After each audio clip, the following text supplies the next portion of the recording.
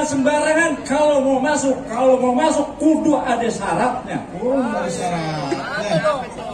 Bang, kalau boleh saya tahu apa syarat-syaratnya? Bang, ibarat kata gua membudayakan budaya Indonesia, ada palang pintu.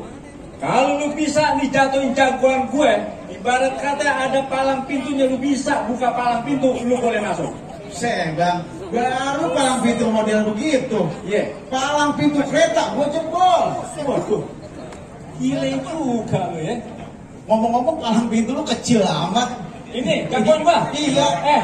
Kecil bukan boleh ngerawati, gede bukan boleh nambahin. Anak kecil makan ketupat, iya. Biar badannya kecil, bininya 4. Satu aja dia takut. Kalau lu punya anak kunci, nih, gua punya gemboknya. Oh ini, nih, Jabrik.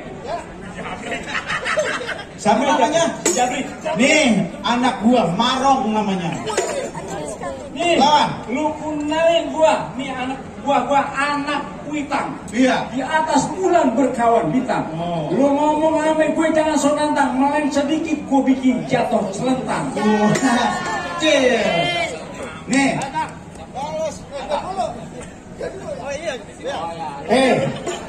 Ke toko material beli tang. Ke toko kusen beli pintu.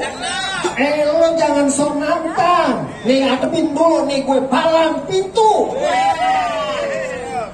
Jabrik, jangan sekate-kate kalau ngomong. Nih, kenalin anak menteng.